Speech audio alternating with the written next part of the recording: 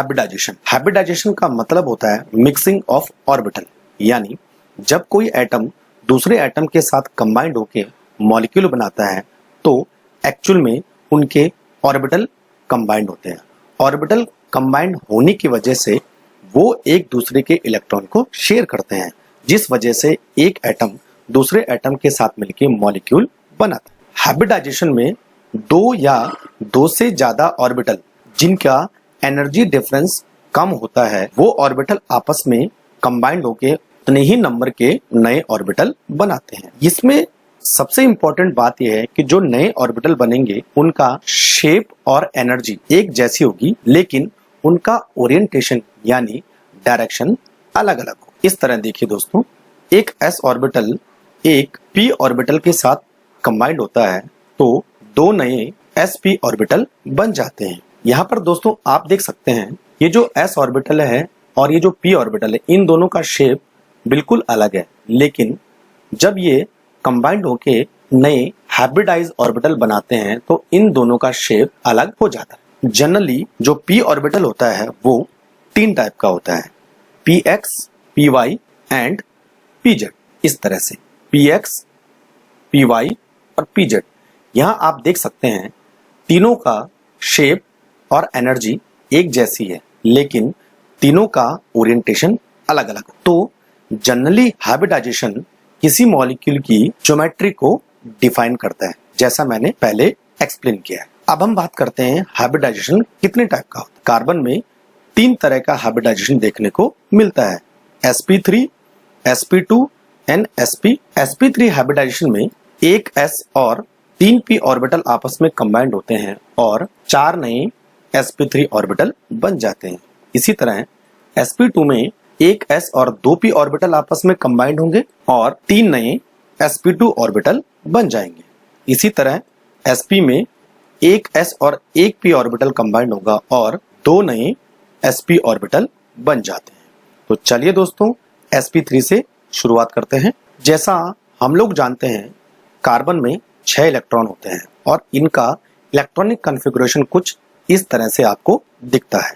ये कार्बन की ground state है जिनमें फर्स्ट s में 2 इलेक्ट्रॉन है, दूसरे s में भी 2 इलेक्ट्रॉन है और p में 2 इलेक्ट्रॉन है। p तीन टाइप का ऑर्बिटल होता है जिसके px और py में एक एक इलेक्ट्रॉन होता है, वह pz वैकेंट। अब कार्बन को मॉलिक्यूल में कन्वर्ट होना होता है तो कार्बन इस वाले इलेक्ट्रॉन को इस ऑर्बिट में ट्रांसफर कर देता है और एक नई तरह की स्टेज डेवलप हो जाती है जिसको हम बोलेंगे एक्साइटेड स्टेट। यहाँ पर आप देख सकते हैं ये 2s वाले ऑर्बिटल में केवल एक इलेक्ट्रॉन रह गया है और इसका जो इलेक्ट्रॉन था वो pz ऑर्बिटल में चला गया है। अब आपको p शेल में 3 इलेक्ट्रॉन दिख रहे होंगे और s में केवल एक इलेक्ट्रॉन दिख रहा होगा। अब इस कंडीशन में यहाँ पर ये चारों ऑर्बिटल आपस में कंबाइंड हो जाते हैं क्योंकि यहाँ पर sp3 हाइब्रिडाइजेशन यानी एक s ऑर्बिटल और 3 p ऑर्बिटल आपस में कंबाइंड होंगे और एक नए तरह की स्टेज बन जाएंगे जिसको हम बोलेंगे हाइब्रिड स्टेज। यानी ये वाली देखिए दोस्तों, यहाँ पर ये 4 ऑर्बिटल कंबाइंड होके 4 नए sp3 ऑर्बिटल बना देता है। यहाँ पर जो नंबर ऑफ ऑर्बिटल है वो 4 हैं क्योंकि 4 ऑर्बिटल ही कंबाइंड हुए हैं। लेकिन देखिए दोस्तों, यहाँ पर इन तीनों की एनर्जी और शेप अलग होगा, जबकि जो नए ऑर्बिटल बने हैं उनका एनर्जी, शेप और ओरिएंटेशन अलग अलग। इन 4 ऑर्बिटल को मैं इस तरह से भी शो कर सकता हूँ। यहाँ पर आपको 4 ऑर्बिटल दिख रहे हों, एक ऑर्बिटल, दूसरा, तीसरा और चौथा। इन सबको sp3 ऑर्बिटल बोलेंगे। इन 4 ऑर्बिटल को मैं इस तरह से भी रिप्रेजेंट कर सकता हूँ। कार्बन और कार्बन के चारों तरफ 4 ऑर्बिटल है।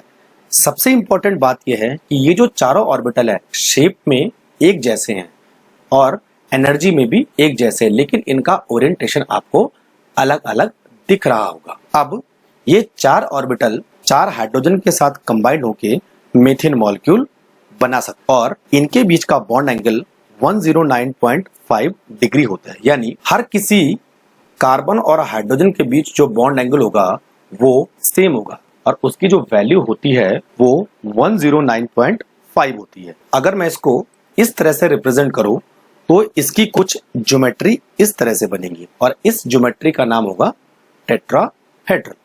तो ये था दोस्तों sp3 hybridization. Next sp2 hybridization. ये कार्बन की ग्राउंड स्टेट है जो पहले मैंने एक्सप्लेन कर दी है। एक इलेक्ट्रॉन 2s से निकल के 2pz में चला जाएगा और एक नई स्टेज बन जाएगी जिसको मैं बोलूंगा एक्साइटेड स्टेट। यहाँ पर ध्यान देने वाली बात यह है, जो मिक्स होने वाले ऑर्बिटल हैं वो केवल ये वाले ऑर्बिटल हैं, ये वाले ऑर्बिटल। यानी इसमें जो pz है वो हाइब्रिडाइजेशन में हिस्सा नहीं लेगा। तो एक नई स्टेज डेवलप हो जाएगी जिसको हम बोलेंगे हाइब्रिडाइज स्टेज। केवल यहाँ पर 3 ही ऑर्बिटल कंबाइंड हुए तो बनने वाले ऑर्बिटल केवल 3 ही होंगे, यानी 1, 2 और 3, और इनमें से हर किसी का नाम होगा sp2, sp2 एंड sp2। और ये वाला जो pz ऑर्बिटल है ये इस तरह से अनहाइब्रिडाइज छूट जाएगा। यानी अब हमारे पास टोटल 4 ऑर्बिटल है, एक वाला ऑर्बिटल जो अनहाइब्रिडाइज है और 3 sp2 ऑर्बिटल जो हाइब्रिडाइज है। अब इन ऑर्बिटल को मैं इस तरह से रिप्रेजेंट कर सकता हूं। ये वाला जो ऑर्बिटल है वो sp2, ये वाला भी sp2 और ये वाला भी sp2 होगा, लेकिन ये वाला जो ऑर्बिटल है उसका नाम pz होगा। देखिए दोस्तों, यहाँ पर आपको 5 लोब दिख रहे हैं, लेकिन एक्चुअल में ये टोटल 4 ऑर्बिटल है। ये वाला जो ऑर्बिटल है ये पूरा sp2 होगा, ये वाला एक अलग से sp2 होगा और ये वाला भी एक अलग से sp2 होगा। इसका यहाँ पर एक छोटा लोब भी बनता है, लेकिन इसमें मैंने छोटे लोब को शो नहीं किया। इसका मतलब ये अलग है, ये अलग है और ये अलग है, लेकिन ये जो pz ऑर्बिटल है ये पूरा एक ही ऑर्बिटल है। यानी टोटल ऑर्बिटल 1, 2, 3 और 4 हुए, जिसमें से sp2, sp2, sp2 hybridise orbital होगा और ये पूरा pz अनहाइब्रिडाइज ऑर्बिटल होता है। अब ये एक कार्बन के ऑर्बिटल को मैं रिप्रेजेंट कर रहा हूं। अब अगर मैं 2 कार्बन को आपस में कंबाइन कर दूं तो वो कुछ इस तरह दिखेंगे। यानी ये एक कार्बन है पूरा और एक दूसरा कार्बन है, तो यहाँ पर एक sp2 ऑर्बिटल एक कार्बन का और दूसरे कार्बन का sp2 ऑर्बिटल आपस में कंबाइंड हो जाएंगे और बाकी बचे जो sp2 ऑर्बिटल है उसके साथ हाइड्रोजन के ऑर्बिटल कंबाइंड हो जाएंगे। अब यहाँ पर आपको ये pz ऑर्बिटल दिख रहा होगा, एक कार्बन का pz ऑर्बिटल ये है, दूसरे कार्बन का ऑर्बिटल ये है। ये दोनों pz ऑर्बिटल इस तरह से आपस में कंबाइंड होंगे और एक नए टाइप का बॉन्ड बनाएंगे जिसको मैं बोलूंगा पाई बॉन्ड, और इस बॉन्ड का नाम होगा सिग्मा बॉन्ड। कुछ इस तरह से भी हम ऑर्बिटल को रिप्रेजेंट कर सकते हैं। यहाँ पर जो ये वाले ऑर्बिटल है ये हाइब्रिडाइज ऑर्बिटल है, ये वाला भी हाइब्रिडाइज है, ये वाला भी हाइब्रिडाइज है, ये और ये, लेकिन ये दोनों pz ऑर्बिटल अनहाइब्रिडाइज ऑर्बिटल है। इसको हम इस तरह से भी रिप्रेजेंट कर सकते हैं। इस केस में सारे के सारे ऑर्बिटल हाइब्रिडाइज ऑर्बिटल दिखाए गए हैं और जो अनहाइब्रिडाइज ऑर्बिटल है वो पाई बॉन्ड बना के इस तरह से पाई क्लाउड को शो कर सकते हैं। दिस इज पाई क्लाउड, ये वाला है, ये वाले ऑर्बिटल, ये वाले पाई क्लाउड है, ये वाले पाई क्लाउड। इसमें जो बॉन्ड एंगल बनेगा वो 120 डिग्री होता है, यानी ये भी 120 डिग्री, ये वाला भी 120 डिग्री, ये वाले भी 120 डिग्री, इसी तरह इसमें भी हर बॉन्ड एंगल 120 डिग्री होगा। और कार्बन कार्बन के बीच की जो बॉन्ड लेंथ होगी कार्बन हाइड्रोजन की 110 पिकोमीटर और इसकी जो ज्योमेट्री होगी उसको मैं बोलूंगा। तो ये था दोस्तों sp2 hybridization. Next sp hybridization. ये कार्बन की ग्राउंड स्टेट है, एक इलेक्ट्रॉन s से p में चला जाएगा तो एक्साइटेड स्टेज बन जाएगी जिसमें कि 4 ऑर्बिटल बनेंगे। लेकिन यहाँ पर ध्यान देने वाली बात यह है कि sp हाइब्रिडाइजेशन होने की वजह से केवल ये s और ये p ऑर्बिटल आपस में कंबाइंड होंगे, यानी ये दोनों py और pz ऑर्बिटल हाइब्रिडाइजेशन में हिस्सा नहीं लेंगे। तो हमारे पास एक नई स्टेज बन जाएगी हाइब्रिडाइज स्टेज। इस केस में 2 ऑर्बिटल ये कंबाइंड हुए थे तो वो नए ये sp ऑर्बिटल बना लेंगे और ये वाले जो 2 ऑर्बिटल है ये अलग से आपको शो इस तरह दिखेंगे। इन ऑर्बिटल को मैं बोलूंगा अनहाइब्रिडाइज ऑर्बिटल, क्योंकि ये हाइब्रिडाइजेशन में हिस्सा नहीं ले रहे। अब हमारे पास टोटल 4 ऑर्बिटल, हाइब्रिडाइज, 2 अनहाइब्रिडाइज।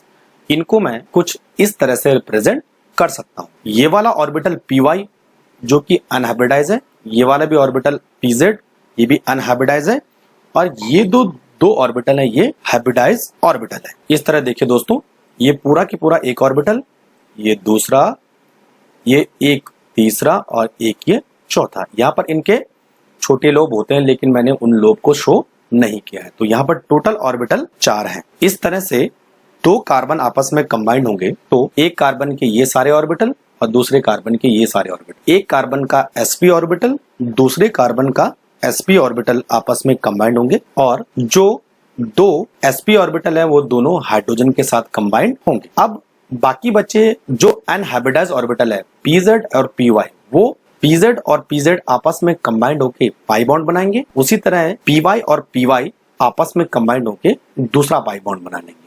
तो टोटल इसमें 3 बॉन्ड बने, 2 पाई बॉन्ड और एक ये सिग्मा बॉन्ड। इसको मैं कुछ इस तरह से भी शो कर सकता हूँ। इसमें केवल अनहाइब्रिडाइज्ड ऑर्बिटल को शो किया गया है, और जो हाइब्रिडाइज्ड ऑर्बिटल है वो ये वाला और ये वाला है। ये दोनों एक कार्बन के अनहाइब्रिडाइज्ड ऑर्बिटल हैं, और ये भी दोनों एक कार्बन के अनहाइब्रिडाइज्ड ऑर्बिटल। इसको कुछ मैं इस तरह से भी रिप्रेजेंट कर सकता हूँ।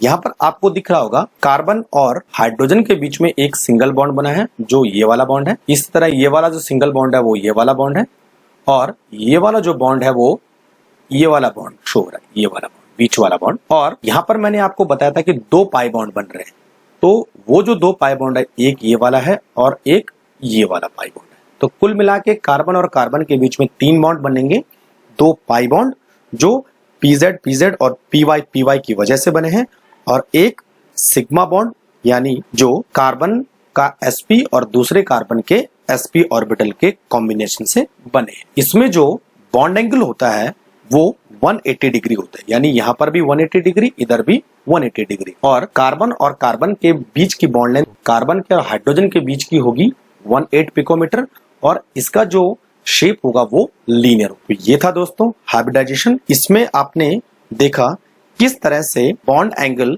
ज्योमेट्री को रिप्रेजेंट करता है, और हाइब्रिडाइजेशन की वजह से ही हर किसी मॉलिक्यूल की एक ज्योमेट्री बनती है।